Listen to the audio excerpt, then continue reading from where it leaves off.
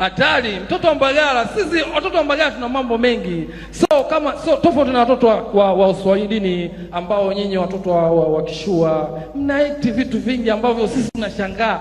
Mimi naenda kumdai hela boss Masaki. Anasema anafanya yoga, tumsubiri hata acheza cheza. Kama Shaolin Temple. Namwambia mlinzi nataka hela, huyu bwana anacheza cheza, anamwambia tulia, anatuliza mawazo. Wewe Mbagala huo muda huo unao wewe.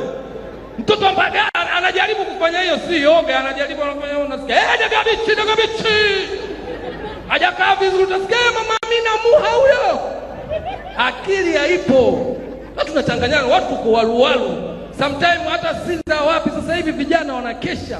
Wanaenda kidimbwi, anatoka anaenda samaki, anarudi saa 12 kasoro, kuku mwenyewe anamchanganya anashindwa kuika.